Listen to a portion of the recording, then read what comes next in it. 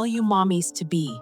If you're watching this video, I'm going to talk about your baby's development, what changes your body is going through, what you might be feeling right now, and what to expect at your next doctor's appointment. I'm also going to share what can help you feel more comfortable, the general do's and don'ts of pregnancy basically, everything you need to be thinking about right now. We're going to cover all of that, so stick around, you won't want to miss this. At 7 weeks, you're about 3/4 of the way through your second month, which means you have about 33 more weeks to go. Your baby is around 1/4 of an inch long, roughly the size of a blueberry. Now, that might sound tiny, but your baby is actually 10,000 times bigger than just 1 month ago. By this point, your little one has developed what looks like webbed hands and feet, but don't worry, they'll separate soon. Arms and legs are starting to take shape. The kidneys have formed, and the mouth and tongue are beginning to develop. Your baby's brain is growing at an incredible pace, about 100 new brain cells every minute. During an ultrasound, you'll see what's called a gestational sac, and inside that, your little peanut. You'll be able to spot the head and body, though it might still be tricky to see the tiny arm and leg buds, even though they're there.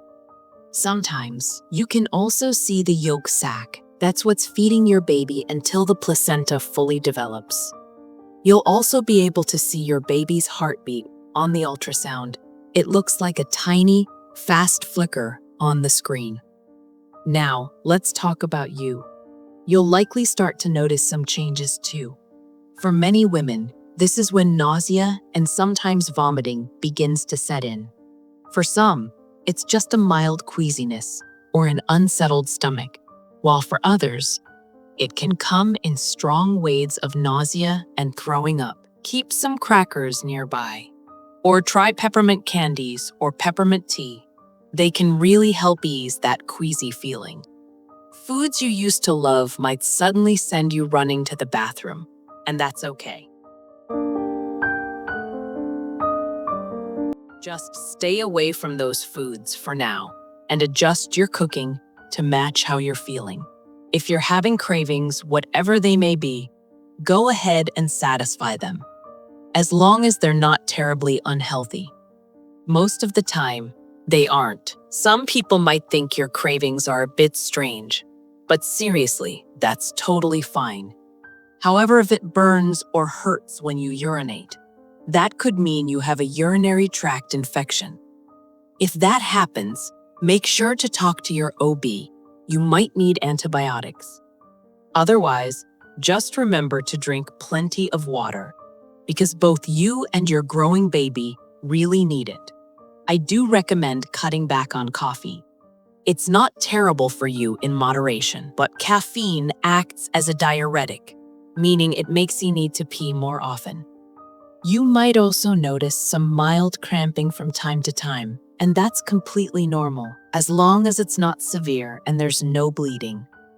However, if you experience both bleeding and cramping, definitely call your OB.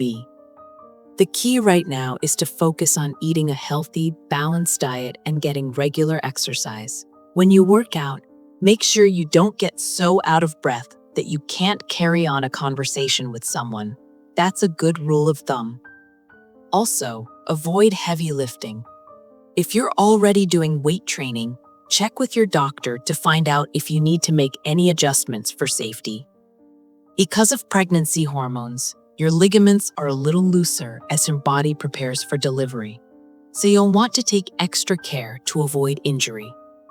Most OBs like to see you for your first prenatal appointment around 6 to 8 weeks. So if you haven't called your OB yet, now's the time to pick up the phone and schedule it. They'll order some lab work too. These are called prenatal labs.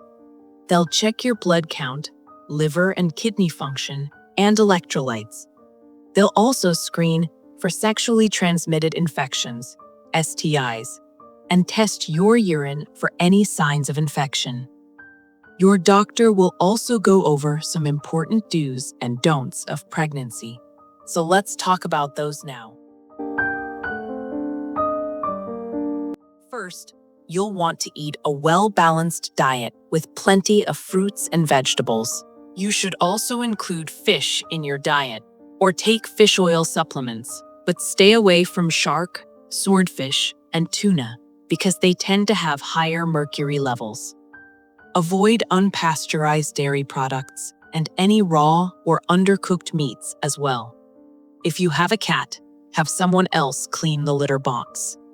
Cat feces can carry a parasite that causes toxoplasmosis, a rare infection that can be dangerous for your baby. A lot of women also wonder whether they can exercise, and yes, you absolutely can, and you should. Just remember, as I mentioned earlier, don't push yourself to the point where you can't talk comfortably while exercising. You can safely travel by car or airplane up to about 36 weeks, unless your doctor advises otherwise. When you travel, make sure to get up and walk around every hour or so to keep your blood circulating and help prevent blood clots. If you do travel, avoid going to areas where there's a risk of the Zika virus, since it's known to cause birth defects. Don't drink alcohol. Fetal alcohol syndrome is real. Also, avoid tobacco and drugs. If you're struggling with any of these addictions, please know that there's help available. Talk to your doctor about resources that can support you in quitting safely. There are some over-the-counter medications you can take during pregnancy, but one of the most common questions I get is about pain relievers. You can safely take Tylenol, but avoid NSAIDs like ibuprofen, Motrin, or naproxen, Aleve. If you ever injure your abdomen, for example, if you fall or are in a car accident, make sure to call your OB right away. And if it's a serious injury, of course, go to the ER. When you're in the car, always wear your seatbelt, but make sure the lap band sits low across your pelvis, not over your abdomen.